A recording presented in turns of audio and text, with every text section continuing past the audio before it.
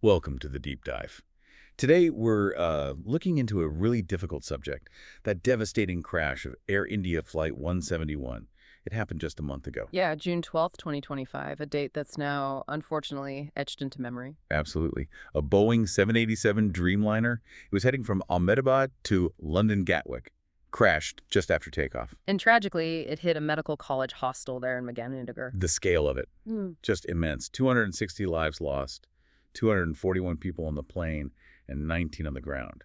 It's one of India's worst ever aviation disasters. Truly heartbreaking. So our aim here really is to try and cut through some of the noise, Yeah. the headlines, the speculation, and understand what we actually know 1 month later. Based on the sources, yeah. Looking at the initial findings from the investigation, some broader safety questions too. And of course, the human impact. Yep. Can't forget that.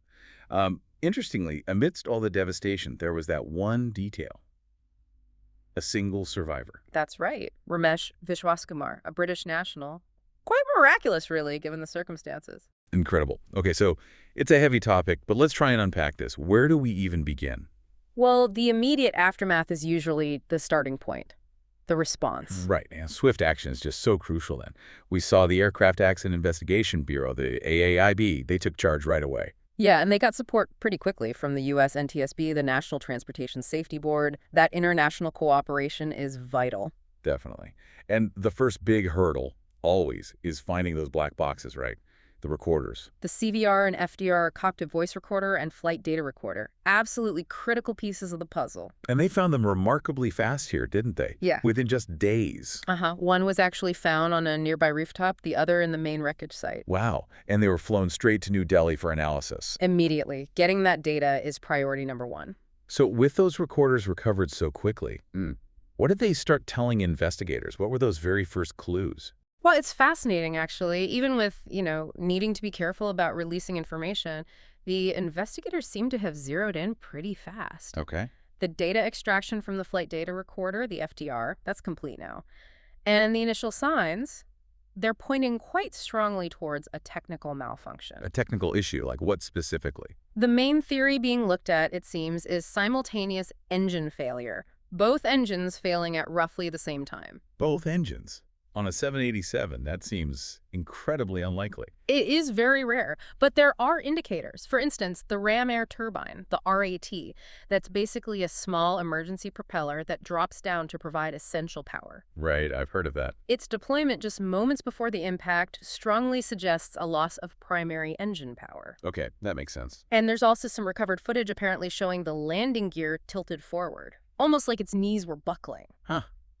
What does that suggest? It could mean the crew was trying desperately to retract the wheels, maybe right after losing power, or potentially facing a massive hydraulic system failure. They couldn't get them up properly. So multiple indicators pointing towards a major technical failure event. Exactly. But, and this is important, these are still early observations. The AAIB has been very tight-lipped, officially. Which has drawn some criticism, you mentioned.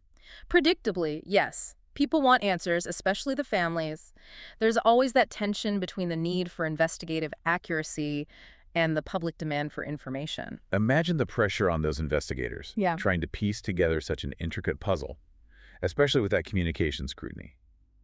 So based on these early clues, what's the working theory? Well, if it is simultaneous engine failure, that immediately makes you look beyond just, say, two separate engine faults happening at once by pure chance. Right, because the odds of that must be astronomical. Exactly. So you start thinking about systemic issues. Could it be something affecting both engines, like a fuel system problem, fuel contamination, or maybe a complex issue with the control systems? Something common to both. Precisely.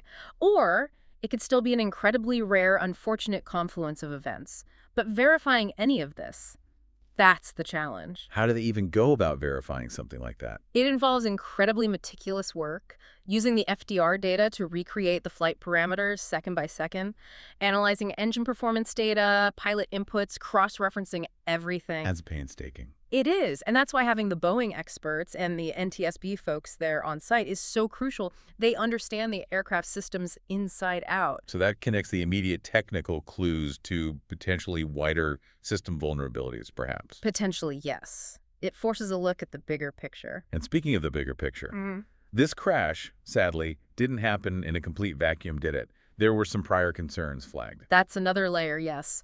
Reports surfaced recently that the DGCA, India's Directorate General of Civil Aviation, The main regulator. right, they had apparently flagged some safety lapses across multiple Indian carriers before this incident. Really? What kind of lapses?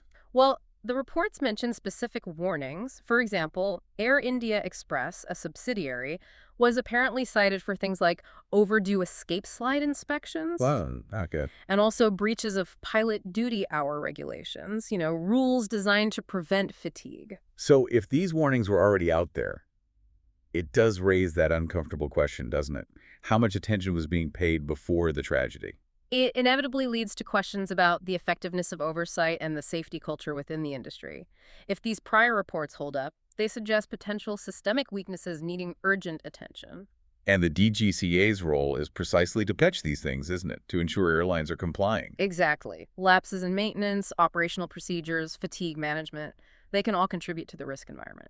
So this terrible event, AI-171, it becomes almost a lens through which to examine the whole aviation safety ecosystem in the region. In many ways, yes. It necessitates not just finding the specific cause of this crash, but also conducting broader safety audits, looking for those underlying vulnerabilities. It needs to be a catalyst. Okay, so we have the technical investigation, the systemic safety questions, but there was another very modern challenge that emerged almost instantly, wasn't there? Oh, yes. The misinformation aspect, it was quite staggering. Tell us about that. What kind of things were spreading online? Almost immediately, you had fake preliminary crash reports appearing online. Some looked quite convincing using technical jargon. Even emojis, I read somewhere. Unbelievably, yes. Mixed in with technical terms. Then there were doctored images circulating showing damage that wasn't real or scenes from other incidents entirely. And even fake fundraising campaigns preying on the tragedy. Sadly, yes. Fraudulent appeals for money, supposedly for victims' families.